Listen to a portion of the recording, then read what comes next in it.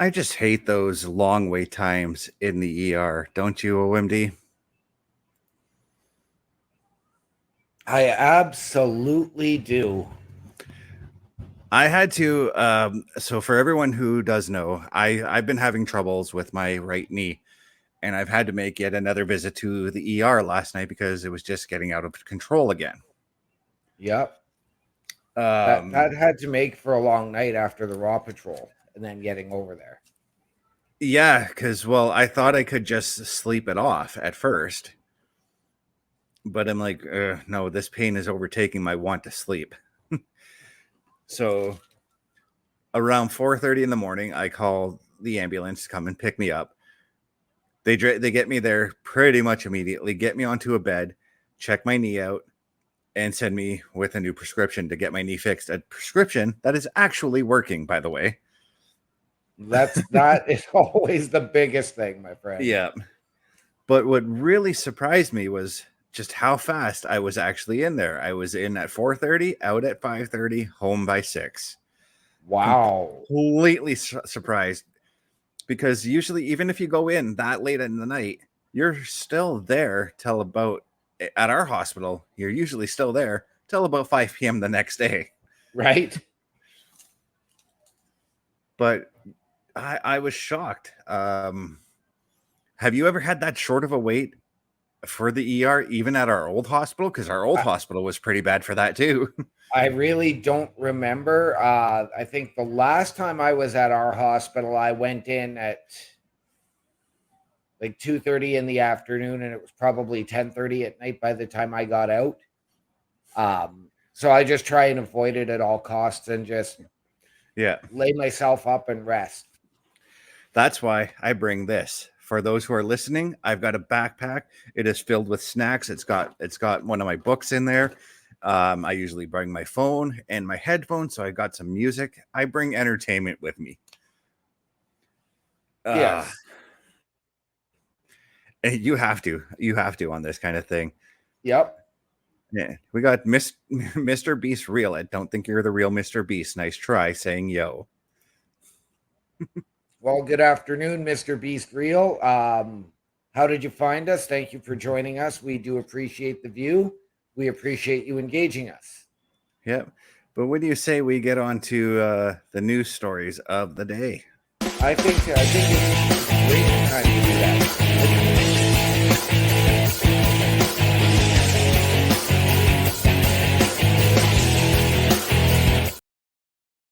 I hit the wrong one, but it's this is the right one right here.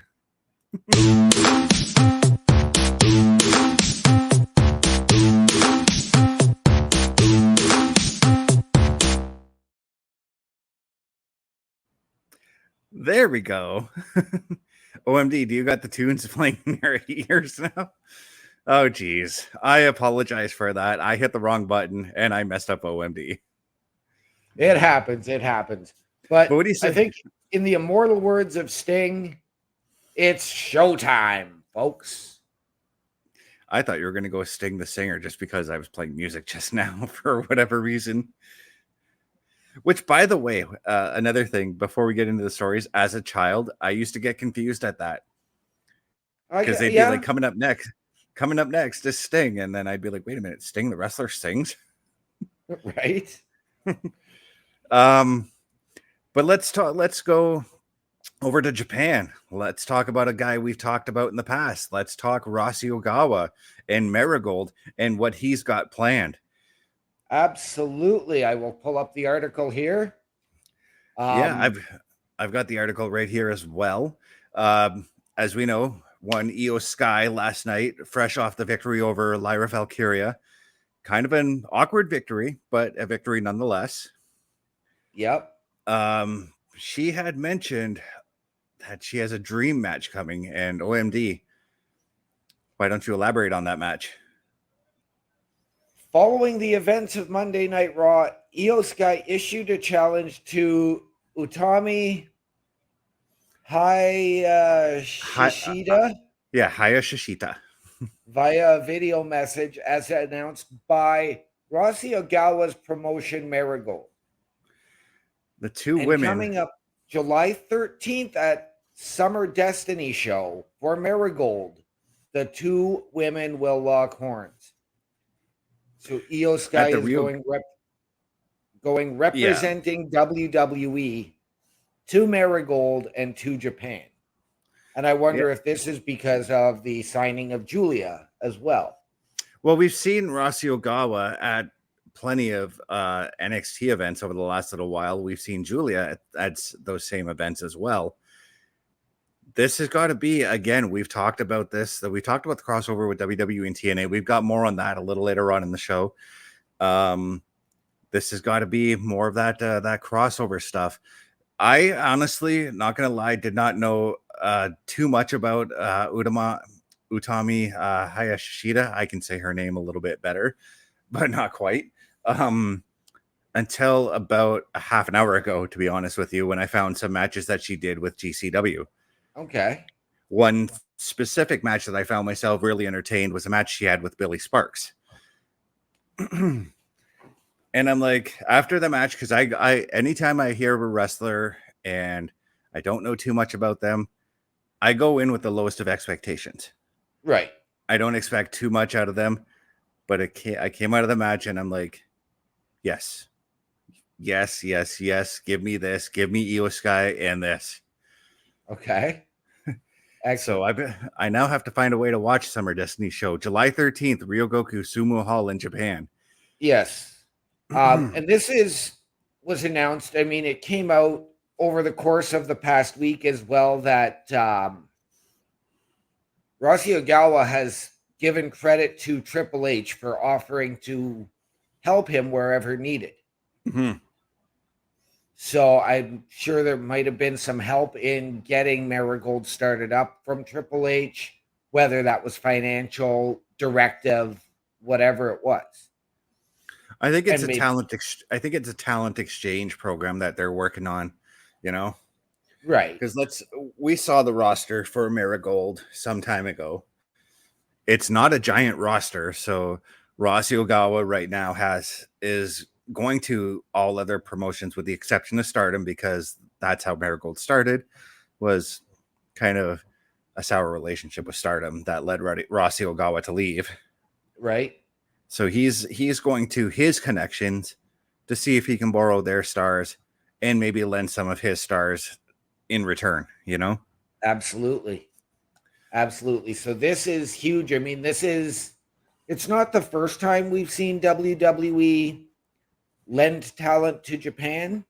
As we saw it a year ago. Might have been this year, but I believe it was a year and a half ago now, when they allowed Shinsuke to go to Japan for Antonio Inoki, or no, not Antonio Inoki, but Great Muda's farewell tour.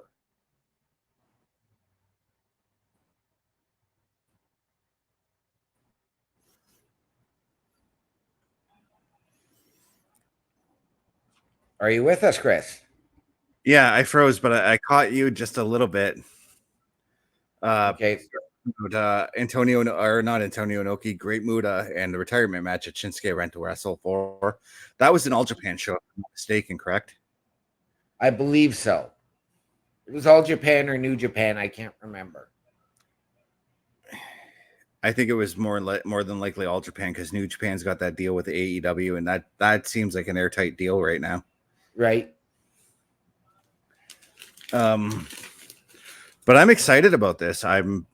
Again, it's that whole crossover deal here. What I want to see is if they bring Utami over to NXT or WWE, if they lend her to come and do some matches for us. And I've said this before about AEW and their relationship with CMLL. Give us some video packages to explain who she is. Yeah, give us some video packages. Maybe have her come out and cut a promo. Because I'm going to say this now, but the crowd that we got for NXT, I think, is a little bit different now than when we had Shinsuke Nakamura debut. Because when Nakamura debuted, the hardcores knew who he was. Right. I think it's a bit of a different story nowadays. So if Rossi wants to lend some of her his guy or his girls, I should say, to come and wrestle over here, yep, give us some video packages to explain who they are. Absolutely, please. But yeah, I'm totally jacked about this. I think this is a great relationship, a great idea. I love that that Forbidden Door hasn't been open, but WWE is being smart as far as their Forbidden Door policy goes. Essentially, yes, they're opening it up with just a crack to test everything first. Yep. And if things are going well, which right now we are seeing with TNA, which we're going to get to that in a moment, then they might open the door just a little bit more. Yes. You know? And a direct quote from Io Sky. As a WWE superstar, I will enter the ring at, I can't read Japanese writing, July 13th at Riiicochettt. This will be a dream match for women's wrestling fans, not only in Japan, but all over the world. This premium fight will never happen again, so please look forward to it. It's a once-in-a-lifetime match. Cue the Machine Gun Kelly music. Right? Voices in the air. No, I think this is going to be a fun match. This is going to be interesting. There's a part of me though, like I get USI going over to Japan and wrestling for Marigold, but there's a part of me that wants to see male and female wrestlers from WWE who aren't necessarily Japanese go over and do some matches with Marigold and All Japan as well, to maybe get a little bit more seasoning, you know? Yep. Like take for instance, I'm looking at Carl Anderson and Luke Gallows. They've wrestled in Japan, but maybe Jada Parker, who's in the ring as well, maybe send her over and help her pick up a little bit more, you know? Yep.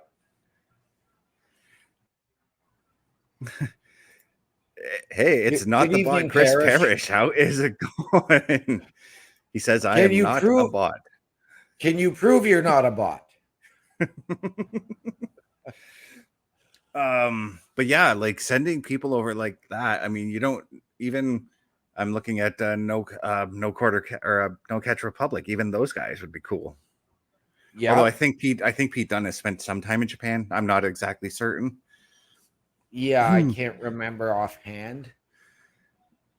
But I'm excited about this whole possibility again with Japan, TNA, this whole crossover thing. This is something that like 5-6 years ago, if I came to you and said this was going to happen, we would have been like, not in this fucking lifetime. Right? It would have been like, yes, it was all fantasy booking at that point, and now we're starting to see some of this fantasy booking come to fruition. Yeah, that's the thing. Because now in this era of wrestling, the possibilities are endless, you know? And I just saw Cody Rhodes sign an autograph for Odyssey Jones on NXT. Odyssey Jones got his once a year TV appearance.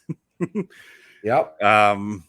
But what do you say we move on? We're going to move on, and we're going to, let's talk about another wrestler who has spent some time in Japan and is now going to be spending some time in the ER. Oh, since I was there this morning, why not? Exactly. And that gentleman's name is Dax Harwood of FTR. Yeah, I didn't get to read the entire article, but would you elaborate on what's going on here? Absolutely. He is going on an indefinite hiatus due to a career-threatening injury. Really, it became noticeable for him last week on Collision, where he and his tag team partner wrestled Claudio Castagnoli and Wheeler Yuta to a time limit draw. He had previously suffered from lower back issues, but thought he could tough it out. Last night this came out. He posted a video in which he apologized to AEW CEO Tony Khan, the front staff, and the company's medical team for not speaking up regarding his physical condition. He should have been upfront. He should have been truthful. But this has been bugging him for a couple of months, and he thought he could tough it out. He suffered a hematoma against the Young Bucks at Dynasty earlier this year, and disclosed that the hematoma had swelled up alarmingly after this match last Saturday.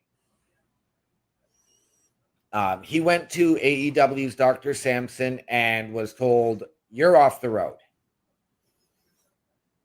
Rest it up. If you don't, it could get worse, and it could lead to possible retirement."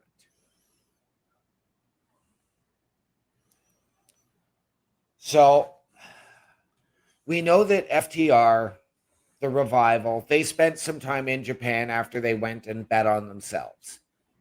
Yeah. They did Japan. They did a bunch of indies. Then, of course, obviously AEW, where it's a lot more hard hitting, but they're not on the road as much. Right. But when you're doing things on the indies the way Matt Cardona did it, the way Cody did it, to go out there, bet on yourselves, and build your name up, you could be on the road for up to 200 to 300 days a year. Yep. And I mean, we know that they are not high flyers, but you look at the brutality of some of the matches they have been in their AEW ROH careers. Right. Even in WWE. Yeah. Where WWE, they were probably a little more protected and been able to, be told, okay, like take some time off, recover, and then we can prep for your return. Yeah. Whereas AEW, it's a little bit more grueling because they're expected to go out there and on an 11-match card put on a 45-minute match. And there's no need for that. And there's no need for that amount of matches on an AEW show. There's no need for that amount of matches on any show. Yeah. So, I mean, our best to Dax Harwood, like, being fans of FTR and the Revival, all the best to them. My question is, what does Cash Wheeler do?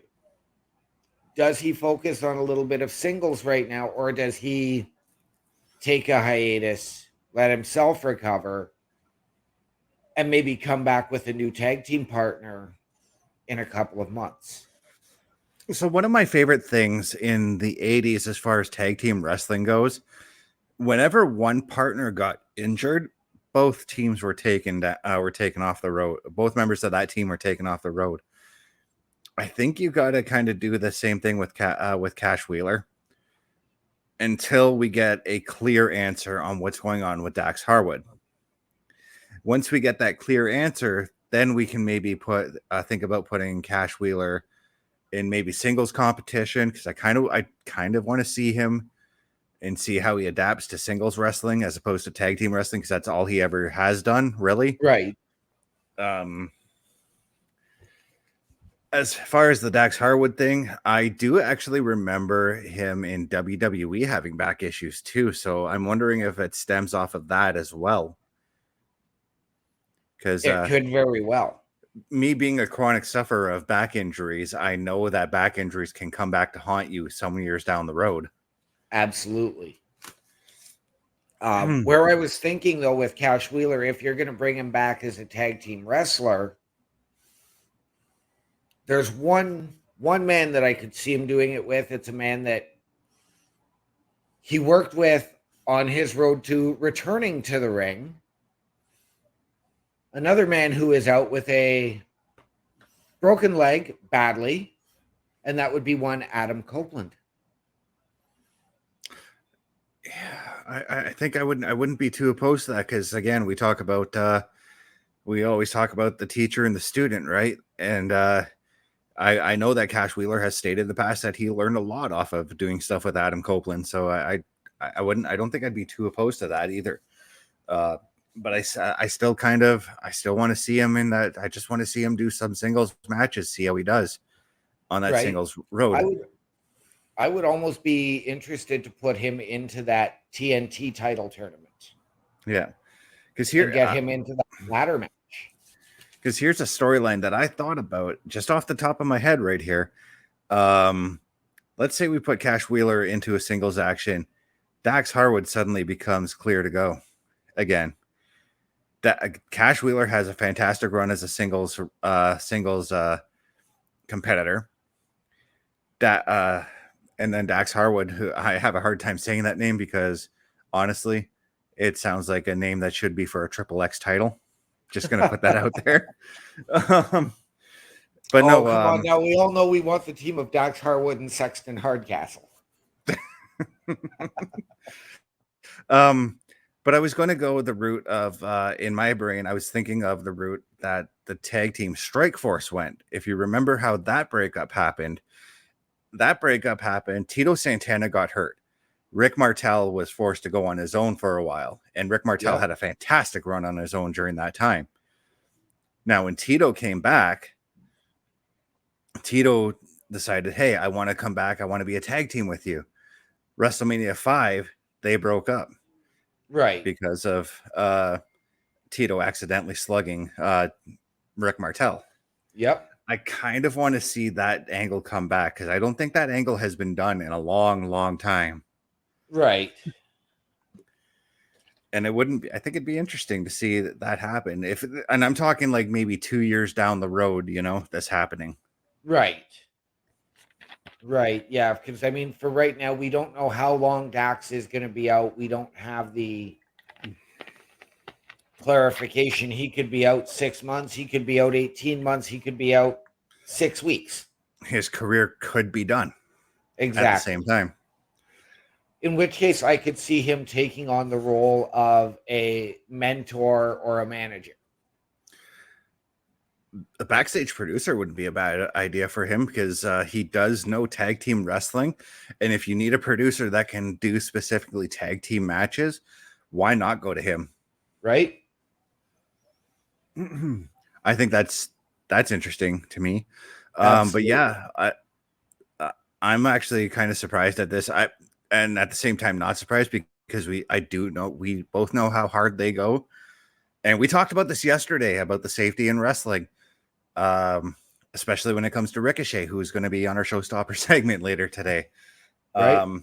Because you had mentioned how much you missed Ricochet doing high flying stuff and all that. And Parrish and I had said like he's kind of has to tone it back because he went from like maybe 150 days on the road to 300 days on the road. You know what I mean? Right. So even in AEW, there is that mentality, go out and give like a 5-star Dave Meltzer performance of a match, but you still got to play it safe. Yeah. You got to protect yourself, protect your opponent. Yeah. And I think that's why Dax Harwood is out right now because he did go too hard.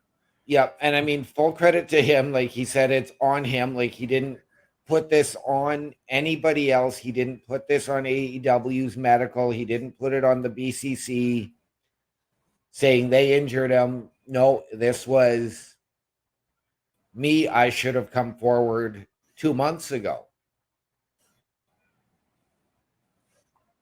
instead of just leaving it and trying to tough it out.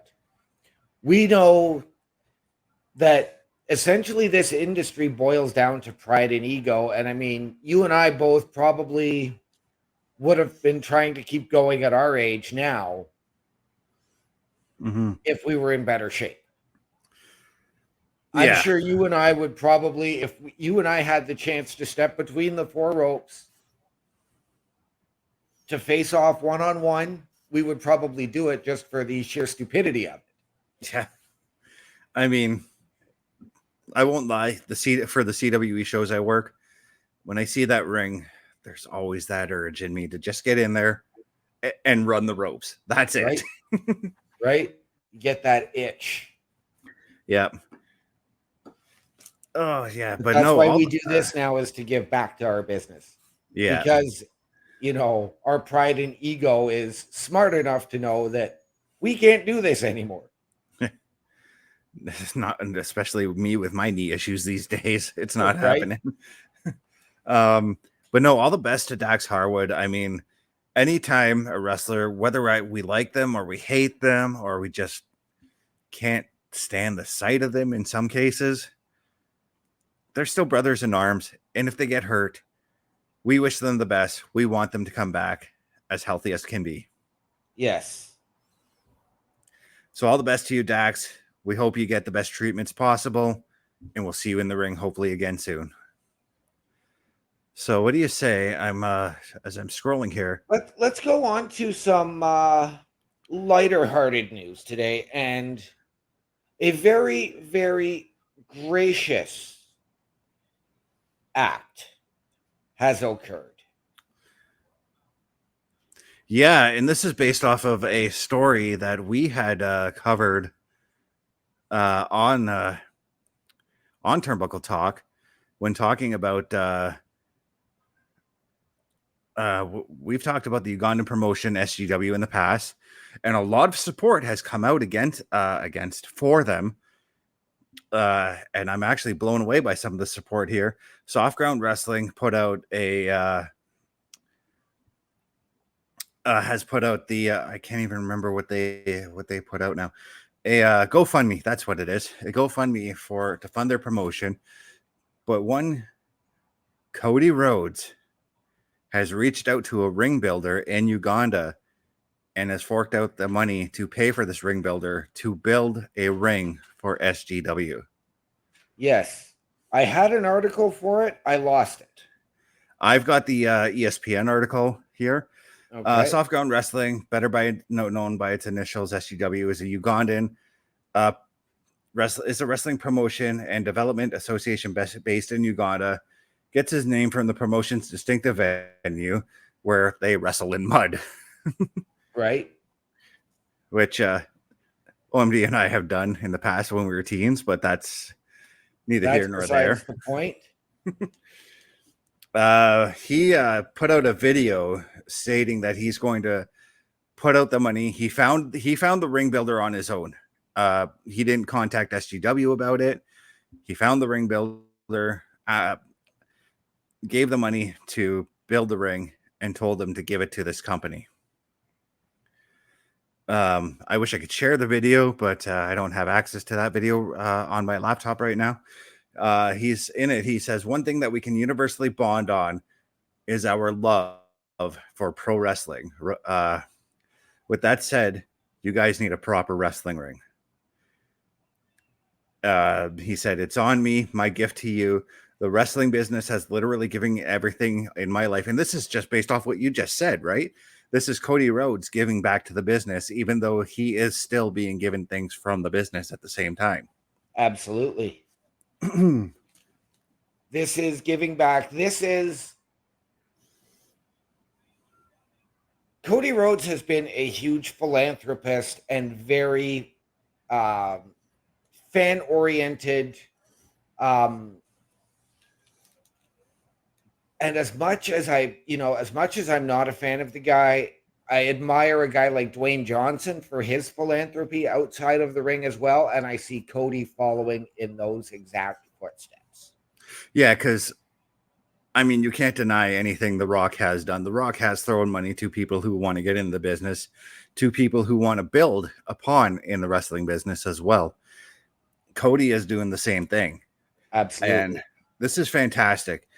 I mean, when did we break this story? We broke this story, I think, back in February, I want to say. Something like that, yeah. And the outpouring of support for SGW has just been unreal.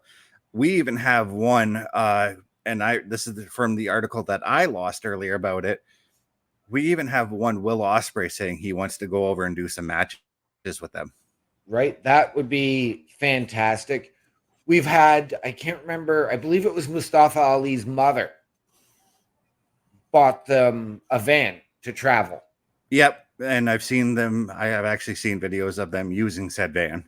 So, they are getting all kinds of support throughout the community. to be honest, I know he's from a different country in Africa, but I'm surprised we don't really hear a lot of Kofi Kingston's involvement in this because of his history in the industry. We know he was born in Ghana, West Africa. Or even an Obafemi who's, really developing right now. And those are two, huge names. And again, I'm not a Kofi fan, but that would be another huge name. I mean, we could probably potentially get Kofi versus Will Ospreay for back when we were initially covering this Ugandan promotion and how they were getting started, I did run across some things that Kofi had said about it at that point. Okay. He said he'd be willing to go and check out some shows, go and watch them, go and give them some pointers. Xavier Woods even came out and said the same thing. Because when the WWE does travel to Africa, they do go to South Africa. So it wouldn't be too much of a jaunt to, go up to Uganda and give them a check, see what's going on. Right. But yeah, this is exciting. Again, even Mason Mansour, they took a trip to Uganda to help fundraise for the promotion. Right. That's awesome. That's awesome that all these people are just coming together. This is the love of wrestling. This is what it is. Yes. It's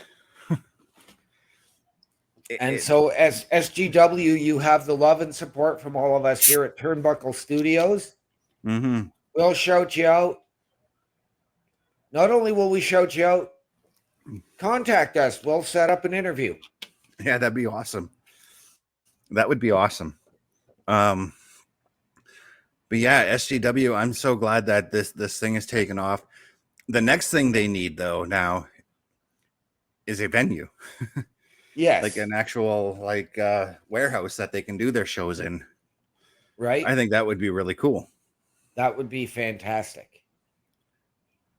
But what do we say we roll back to our first story? We've talked about crossovers with Io Sky now happening. What do you say we do an update on the NXT TNA relationship? Let's absolutely get into this. This is a topic that is near and dear to my heart. We've discussed it earlier when 5 years ago we would have been looking at fantasy booking. Now we are seeing this play out. So why don't you...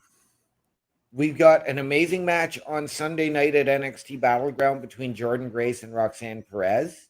So I've come across a new article as of today on the growing collaboration. And it states, since the beginning of the year, WWE and TNA have embarked on a collaborative journey, starting with TNA Knockouts champion Jordynne Grace's participation in the Women's Royal Rumble. This partnership has flourished, with Grace making a notable appearances on SmackDown. She recently competed on TV, challenging Roxanne Perez for the NXT Women's Championship at Battleground this past Sunday, although she was unsuccessful. Grace's next match will be held at TNA's Against All Odds, where she has issued an open challenge for her Knockouts title. Yes, Sorry, go ahead. I was going to jump in on that one. And according to Fightful Select, it is expected that it could be a WWE superstar who jumps in and takes that challenge. We already saw on Sunday night who that possibility could be. Absolutely. I believe it's going to be Tatum Paxley that steps in and does it. Right. I think she is. I think we're going to see it actually as a triple threat. On top of that, there is significant interest from NXT officials in former WWE talents now in TNA, such as Zachary Wentz, who was Nash Carter. Yeah, and Mustafa Ali as well, who just got released, but Shawn Michaels is a heavy advocate for. And I remember something about Shawn Michaels talking about Mustafa Ali's release, saying that the door will always be open for him to come back. We just want him to get a little bit more seasoning out there. Yep. And Mustafa Ali is not contracted to TNA right now. He is on a per appearance deal. Even he holds the X Division championship. I was just going to say, is he not the X Division champion? He is. And I mean, we could see Wes Lee crossover because he was Zachary Wentz, Nash Carter's tag team partner in both promotions. Yep. Additionally, and this is where things get interesting for me, because I'm going to pull up another quote here in just a couple of moments. TNA World Champion Moose is another talent highly regarded by NXT officials. WWE have pursued him in the past, but he chose to stay with TNA. Now, this brings me to, and I'm going to read this. This was direct from Moose today. TNA star Moose says he's ready to come to WWE, but wants a real challenge on Raw or SmackDown, not NXT. In his words, with NXT, I don't know if there is anyone capable of beating me. So for WWE to make it worth their while, they might want to bring me into Raw or SmackDown. I don't think they would want me to damage the careers of their young puppies. So I think for me, it's bring me in and let me play with the top dogs. That's what my mindset is. And you and I, and once again, let's look at that first statement. Looking for a real challenge. Who on Raw has been saying, I'm looking for a real challenge. Right. Let's look at that last statement too. The top dogs. I'm thinking Braun Breaker.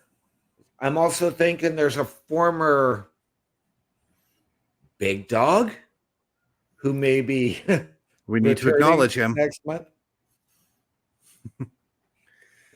I think he's coming back a lot sooner than next month, if I'm being honest. I think so. I think we're leaning towards this Roman weekend. Reigns. Yeah, Roman Reigns for those who are listening. But Roman and Moose would be fantastic. I think that's a spear versus spear match. But we also got a spear versus spear match out of Braun Breaker and Moose as well. Because if you look at it this way right now, too, you take Moose, who has experience, probably more experience over Braun Breaker. We talk about that seasoning again. If you bring in a guy like Moose to take on Braun Breaker, it'd be great for Braun Breaker. It'd be awesome for him. It'd also be great for Moose because it'd get more eyes on him as well. Right. And I mean, I know we suggested it the other day in another spear versus spear match, but Moose versus Lashley. That would be another fantastic match. There's a lot of dream matches that we can pull out of this. And dare I say, I know it's not necessarily a dream match because it's already happened, but him and Drew McIntyre would also be a fantastic match. Yep. I believe Moose versus Lashley even did occur a number of years ago in Impact. Yeah, that's what I can't remember because I can't remember exactly when Moose joined TNA. Right. But I do remember the hype around him because WWE had strong interest in signing him at the time. Yes. Excuse me. And they threw everything at him to try and get him. Yes, they did. But there's a lot of just even bringing back Mustafa Ali on NXT would be fantastic. Right. Well, I mean, we saw Ash by Elegance, the former Dana Brooke, make an appearance at Battleground. I know you and Parrish weren't overly excited about it. Yeah. It was a minor part.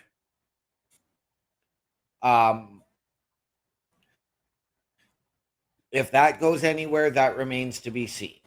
I'm sure they probably told her as well, the door is always open. But after 12 years, if she didn't get enough training and seasoning with WWE and the rigors of the road and all of that, then she can go and keep working, not just for TNA, but wherever she wants to. Yeah. I mean, I will give her that. I mean, I guess she does have some cachet to her name. But she just hasn't done anything to wow me, you know? Right. See, and now that they're giving her a little more storyline to go with this new character in TNA. But to me, and they're allowing her to. I hate to interrupt you on this, but to me, she's a ripoff of Toni Storm. Okay, I can see where you're coming from with that.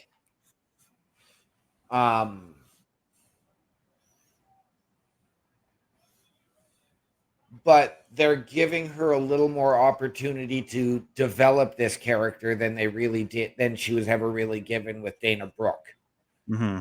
I will they've give allowed her to go out with Zaya Brookside, who's able to put on a fantastic match with her.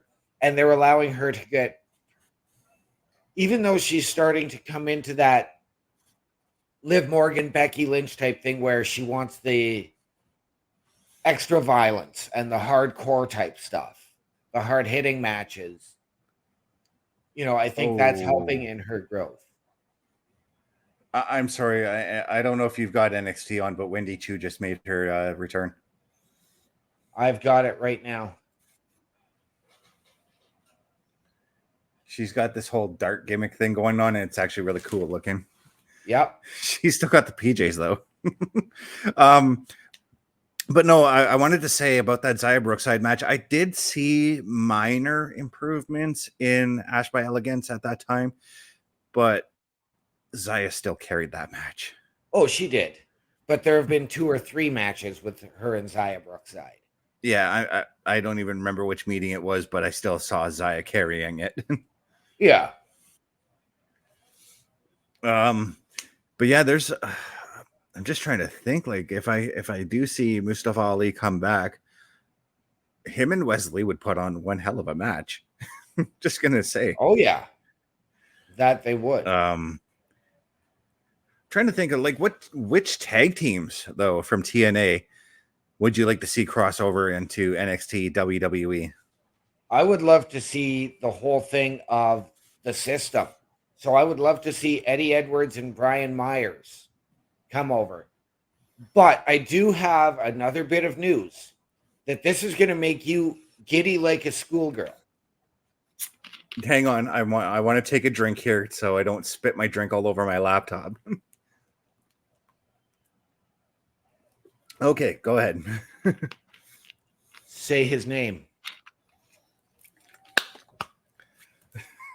He has already come out and said he has been in contact with Xavier Woods.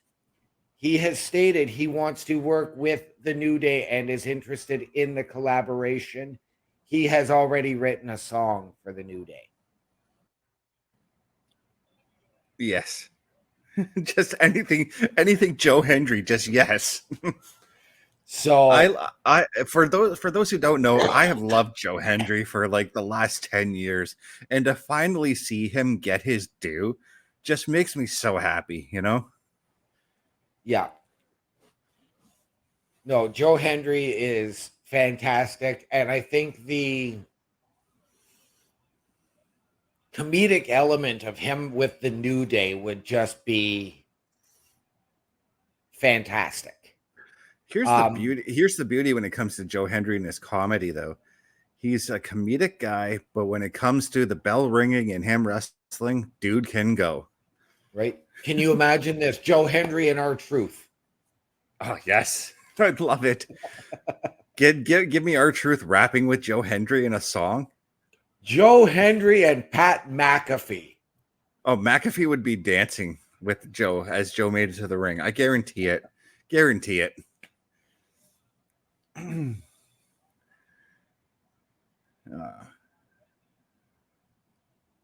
So we've got countless names on both sides that have expressed interest.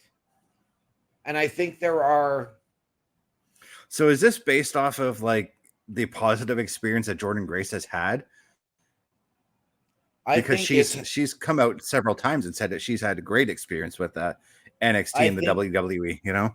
I think it had to do with Jordan's positive experience. I think it probably had a lot to do with Naomi and her experience in TNA for a year. Mm-hmm. I wouldn't be surprised if you can go back as far as Kurt Angle and Christian Cage and their experiences, even though those were under different ownership and different management structures. Even when they brought back Mickey for the Royal Rumble back in, I think it was 2022, if I'm not mistaken, when they allowed her to come out to her theme, her TNA theme with the TNA title in her TNA gimmick. Yep. I am. And again, this is just that talent exchange, as we will refer to it for WWE. Mm-hmm. This crossover, this partnership. So this kind of this is starting to feel like the territory days to a certain degree. Yep. Where every wrestler had a home territory, but still they were lent out to to other companies to go and wrestle. Like, for instance, Ric Flair, his home territory usually was Georgia Championship Wrestling, but he would go to Championship Wrestling from Florida. He'd go to Texas. He'd go to St. Louis and wrestle. Yep. It's starting to feel a lot like that again, and it's kind of cool, you know? Yeah. But speaking of, I don't want to say territorial wrestling, but independent wrestling here. Oh, geez. Hang on one moment here. Certainly. I have lost my article on that. I want to cover the CWE event, but give me a moment here while we look for it. It's the Cruel Summer Tour featuring one D'Lo Brown on the show. D'Lo Brown is going to be making a special appearance on the show. What do you suspect he's going to be doing at this show? I'm going to suspect that he's going to walk the aisle, bob and weave his head. But I think at some point he is probably going to be a guest enforcer or a guest official. Yeah, I'm still trying to look for the match card. One of the matches I do know on the card is a match that I told one of the wrestlers that I'd like to see happen. And that's the main event. I believe it's going to be the main event. Vinny Da Vinci and Jimmy Duggan. I pulled the Bubba there. Danny Duggan. What do you think of this one? This is two contrasting styles in Danny and Vinny, and I kind of like that. Two very contrasting styles. And it's that Can-Am battle. Right? As we are in a border city, you've got the heel representing the U.S. in Danny Duggan and the hometown boy, Vinny Da Vinci.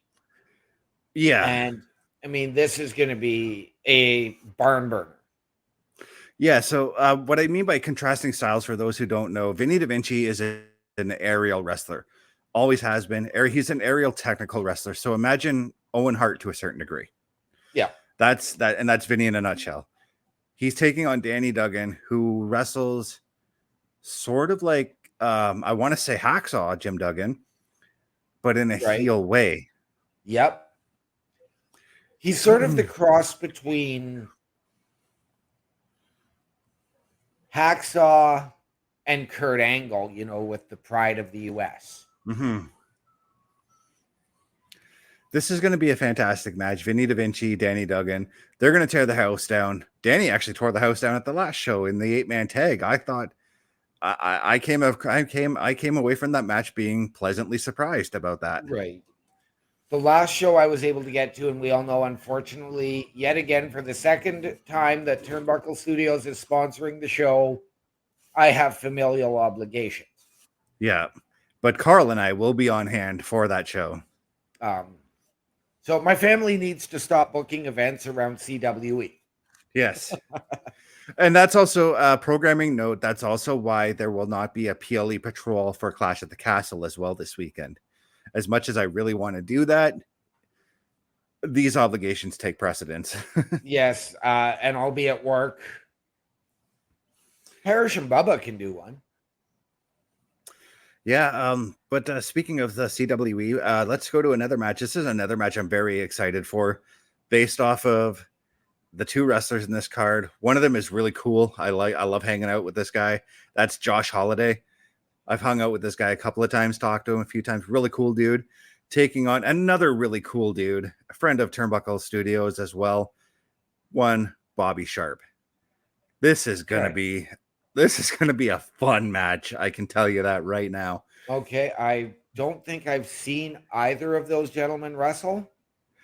You do yourself a favor and look up Bobby Sharp on YouTube, dude. He's such a fun wrestler to watch. Josh Holiday is as well. Josh Holiday coming from, I believe he comes from Thunder Bay. He may want to correct me on that one. But this is just looking at this match, and I'm like, yes, give me this match. It's going to be a fun match. I believe it's going to be the match that opens the show. But I'm totally down for this one. Okay. Totally down for this one.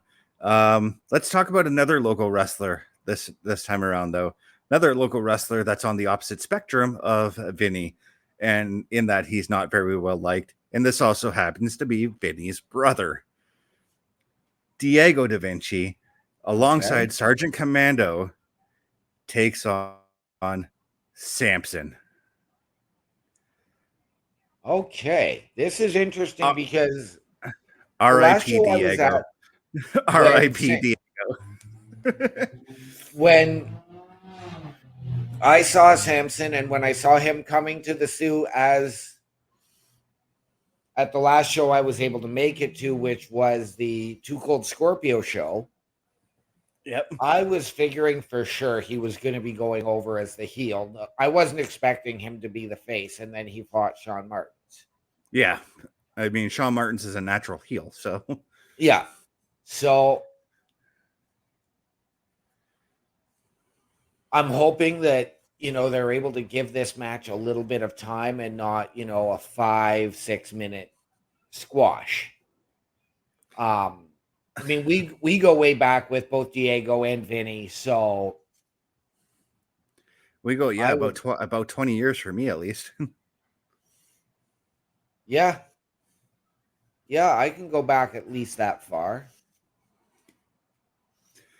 But I just gotta say, Samson's going over. I'm already predicting that because we both saw Samson is a big, powerful dude. Yes. And then the last match we saw him in the Sioux, he took it to Sean Martins. Sean Martins could not figure out a way to overcome Samson and had to resort to dirty tactics, ending the match in a disqualification off of a low blow.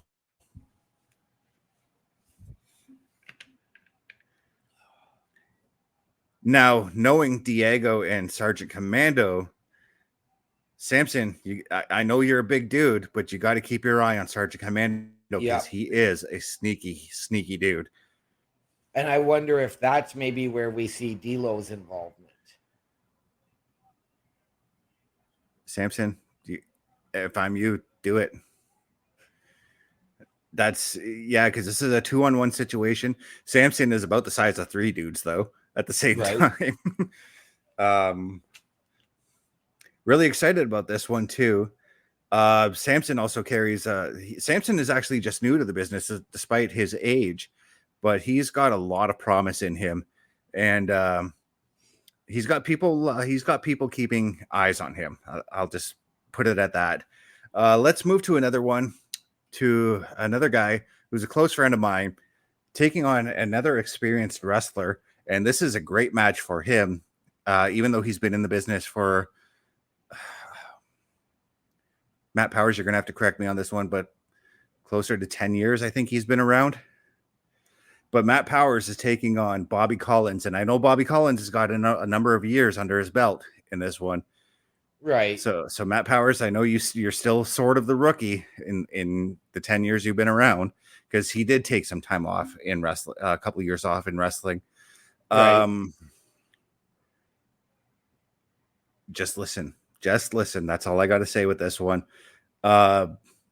You've had some experience watching Matt Powers. What do you think of him going into this matchup?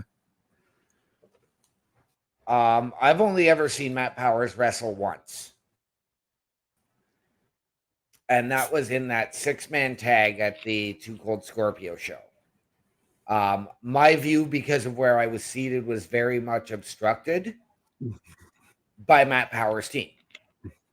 Didn't he have another match that night, though? No. He had the 6-man tag. I thought he had 2 matches that night. No, but sorry, I cut out, so I kind of missed a little bit about what you said on Powers and how you feel about him right now. I've only ever seen him wrestle once. Mm-hmm. And I've never had any interaction with him. I know that he started training with Vinny, and then Vinny sent him off to Rip Impact School. Correction, Diego. I was actually at Matt's first training class. It was Diego. Oh. I've got this direct from Vinny. Vinny was there too. Vinny and Diego both trained. But Vinny, actually, Vinny more so, because there were times when in training when Diego wasn't around, but Matt wanted to get in the ring and do some things, you know? Right. Now, Matt is also taking learning from Deuce Diamond as well. Okay. And that is one dude, as you know, if he's got something to say, you listen. Yes. Yes. But no, I'm very excited because, again, Bobby Collins, like I said, brings a lot of experience to this match. This is an exciting moment for Matt Powers. And as I said, Matt Powers, I know you're still growing in this business, so you got to take the time to listen to what these elder wrestlers are saying. Now on to the match that I am tremendously excited for, because I love the heel in this match, Sean Martins. I love this guy, man. He's just awesome as a heel. Right. He is taking on Kamikaze, and I'm jacked. I got to see this match. I want it now. I need to be sitting ringside right now watching this matchup. Okay. Again, I know Sean Martins. Yes. I know nothing about Kamikaze. Never even heard of him. So from some of the matches I saw, he's I'm calling him Canadian Ricochet. Okay. Yeah, that's how much fun it's going to be just to check this dude out live. It's going to be such a fun match, such a fun night as a whole. So if you're in the Sault Ste. Marie area, be sure to get yourself some tickets. It's at the Queen of Hearts Club down on Dennis Street. Such a fun show. I can't wait for this show to start. I can't wait for that first bell. I don't want that final bell to come, because I'm just very excited about everything that's going to happen at the show tonight. D'Lo Brown is going to be there. D'Lo Brown's going to be giving autographs, and I got to get in touch with Bubba Duke about some things about that. So, yep. But yeah, this is CWE, man. Totally looking forward to it. Yes. Oh, geez. I wish I could be there. Like I said, I've got to stop getting family obligations on CWE shows. Yep, CWE now takes precedence, dude. But I think it is now time for the Showstopper segment. On his feet. Oh my God in heaven! And our Showstopper segment tonight is based off of our thumbnail. Where is it? There's so much stuff in here. Just our thumbnail here. Ricochet. Last night, it seemed like Ricochet was written off TV based off of that brutal attack from Braun Breaker. Let's talk about this imminent departure that he apparently put in his notice over the weekend, saying that when his contract's done, he's out. Yeah, well, where do you see him going? Ideally, I would love to say TNA as part of that talent exchange. Mm-hmm. And he could go and sign with TNA and then do the crossover and still be able to be featured on both shows. Right. You also have to wonder if this may be a little bit of a negotiating tactic. But I mean, if he's not being utilized, he's not being pushed to his full potential, or at least in his mind. Mm-hmm. Then yeah, go out, bet on yourself like you did to get to the WWE. You can go sign a 1-year deal elsewhere and then make a return.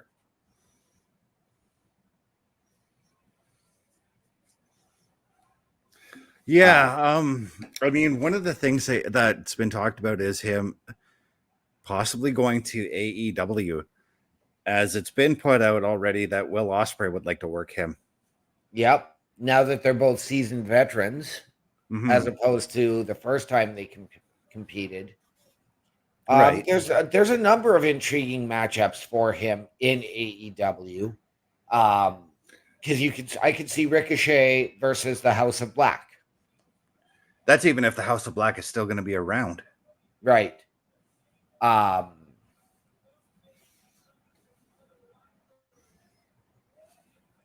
would even go so far as to use, the bounty hunter. Man, I've grown tired of his gimmick, but I'm going to put it out there. Ricochet versus Orange Cassidy. I still love Orange Cassidy, so I wouldn't be too opposed to that. But I've got a problem with the possibility of going to the AEW. And this is something that we've talked about time and time again with new talent going there. They're going to burn Ricochet out with his dream matches within a 6-month span. I feel like they already have done that with Will Ospreay, and now they're just tacking on like, hey, this is your next match. This is a dream feud. And he's got the match with Swerve Strickland coming up, and that's not necessarily a dream match, No. So that's my problem. If he goes to TNA, it'd be great because they can slowly roll out like the next 6 months for him. They've done that with other wrestlers. Yeah.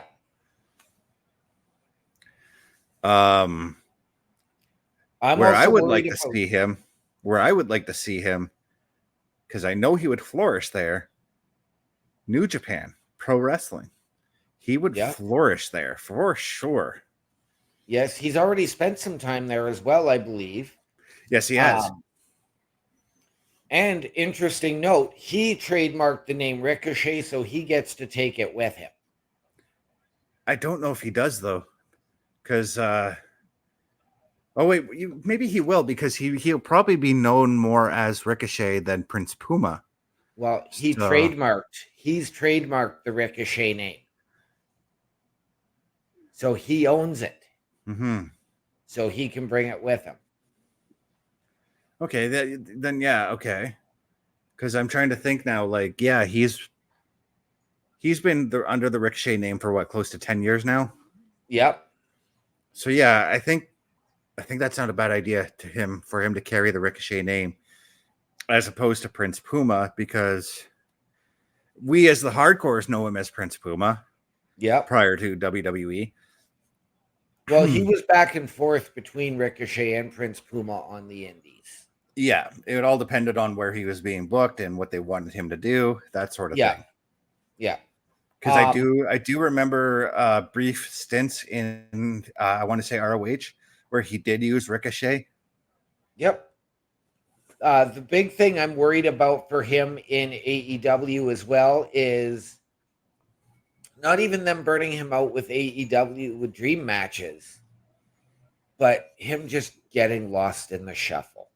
That's the other concern too, because Tony Khan has a bad habit of doing that, taking on these guys who have a name value to themselves, and then again 3-4 months down the road just putting them off to the side because he's done with that new toy.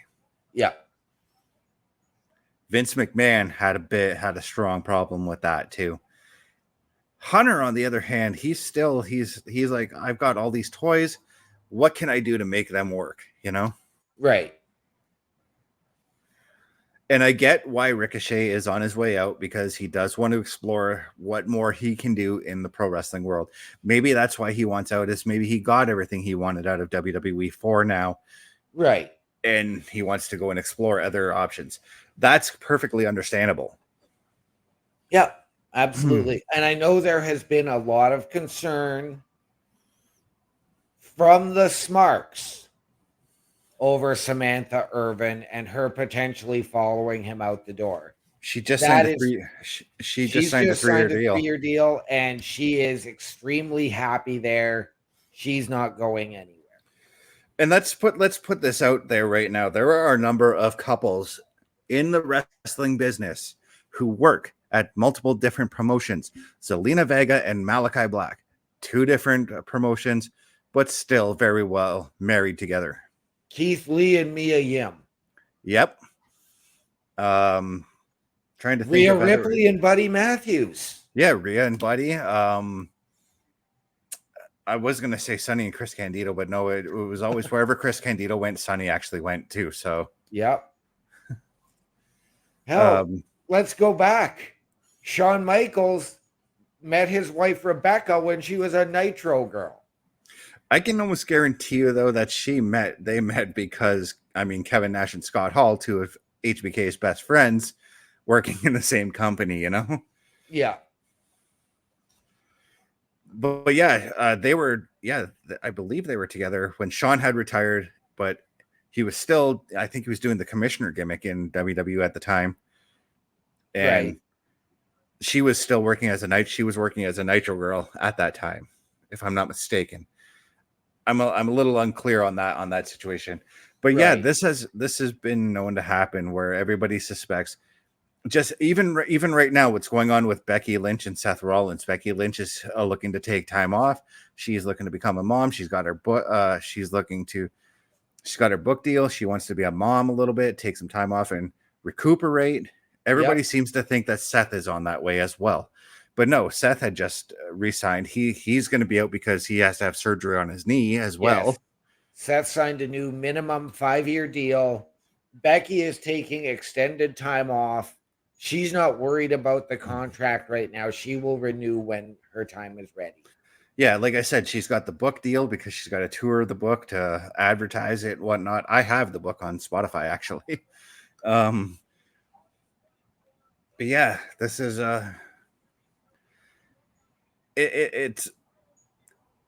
it's not uncommon for wrestling couples to work in different companies and still have a strong relationship, you know? Not at all. Especially in this day and age where it's not hard if you use, I'm going to pull it off here. If you use this thing here called a cell phone where you can make calls and check on your wife, check on your husband at all times. In the late 90s, early 2000s, even before like cell phones were invented, yes, it was a little bit difficult to do that. Yeah. But now that we've got that kind of technology, and it's not a bad thing that we have technology for that reason, you can constantly call and keep up on your relationships while you're out on the road. Yes, exactly. But yeah, I'm intrigued. I'm very intrigued to see where Ricochet goes. Am I disappointed to see him possibly going? And I'm going to use the term possibly because right now that whole notice thing, we don't know if it's a play or not, or if it's a look at maybe negotiating a new deal. Right. I'd be disappointed to see him go, but at the same time, I'm excited to see where he ends up. Right. And I mean, again, like, as we discussed last night, yes, I was sold on Ricochet. I always felt he was allowed to do more in NXT than he was on the main roster, as well as prior.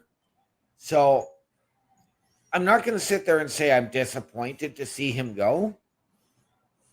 Would I like to see him back? Would I like to see him get more opportunities rather than just the token pushes he was given?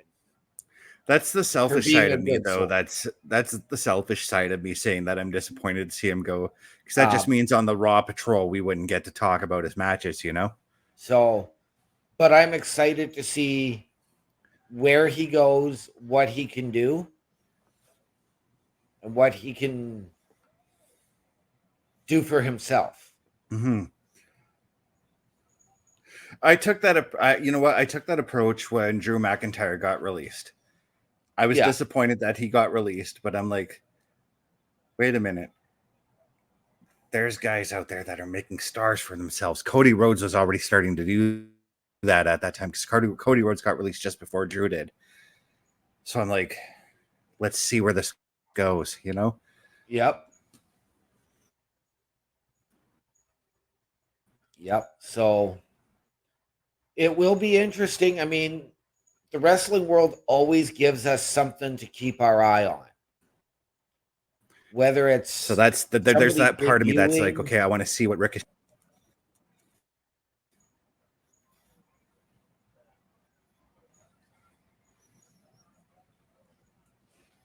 Yeah, whether it's a new. I'm sorry, I completely froze up, missed everything. Yeah. I didn't say anything because I was waiting on you. But no, whether it's a new debut, whether it's the Forbidden Door or the Talent Exchange, as we like to call it, whatever it may be, it's always exciting. It's always refreshing. It's kind of like the internet. Everything is refreshing. Yeah. So here's my thought too about, and I'm going to go back to the AEW thing. I do get disappointed when I see WWE guys showing up there. Yes. But at the same time, in the back of my head, I'm like, what is he going to do different in AEW versus what he did in WWE? Right. I look at a guy like Big Bill. Yeah. And what he did in Impact a year and a half ago before he went to AEW was amazing. Yeah. He was able to distance himself from his past. To now, what he's doing and channeling a new character as he's doing with the Jericho Learning Tree. Right. So now I'm excited to see his trajectory and where he could go in the near future. And that's, he's a perfect example too, because from what he did as Big Cass in WWE versus what he's doing now, I'm actually intrigued about him as well. I will not lie. I've always liked Big Cass. I wanted him to split away from Enzo for a time. Right. But not in the way that they made him do it, because I felt like it was too soon, because Cass and Enzo were just finding their footing when it happened. Yeah, and it was just such a stupid way they did it. Yeah. But no, going back to Ricochet, there is a part of me that, okay, you've done what you can do in WWE. Let's see what you can do somewhere else. I'm intrigued. I'm intrigued. I'll give it that. Yep. But we've gone well over the 1 hour mark that we usually do for the show. Yes. So, but we've had a lot to talk about, and we've had some very good and healthy, engaging discussion. Yeah. So what do you say, OMD? What do you say we give out them socials? I think the people really, really want to know where they can find me, and they can find me on Facebook, Daniel Riiicochettt, Hrycyk. On Snapchat, One Man Dynamic, capitals on OM and D. On Twitch at OMD17 and Discord at OMD6370. Visually, you can catch me right here every Monday night at 7 p.m. with the Raw Preview Review Show on the Boar's Nest. Tuesday nights, followed immediately by the Raw Patrol at 8 o'clock with Chris Best, Carl Carafel, Bubba Duke, Chris Parrish. Tuesdays right here at 8:05 until we're done talking with Chris Best and Carl Carafel on Turnbuckle Talk. Tomorrow night, join myself and Chris Best on the Boar's Nest for the PlayStation Showcase. Thursday night, catch Bubba Duke and myself on the Boar's Nest. And Friday night, catch Chris Best and I right back here with another rousing edition of the SmackDown Security Detail. All right, so I'm gonna because you did mention the Boar's Nest. What do you say you give out that channel as well, so that everybody can know where to find that? I can absolutely do that, and you can find us at Bubba OMD on YouTube or on Twitch at the Boar's Nest with Bubba Duke. All right, so now where you can find me at youtube.com at CBRS Entertainment, twitch.tv CBRS_entertainment, threads.net at cbestfilms83, facebook.com chris.best83, tiktok.com cbrs.entertainment. You can find me at all the shows that OMD had mentioned as well. Friday night, with the exception of the Thursday night Boar's Nest, unless you want to see me in the chat as well. Friday night, 7 p.m. Eastern, just before we go live for the SmackDown Security Detail, you can find my latest episode of the WWE 2K24 My Rise. And once again, as I mentioned last night on a programming note, Saturday Night Gaming will not be live this weekend. It will be a pre-recorded show. I still have to get to recording that show, actually. But yeah, you can find me at all my channels down there and all that. And ladies and gentlemen, thank you all for coming in. What is that famous saying that Carl always has for us, OMD? The world is a scary place. Take care of each other. We out.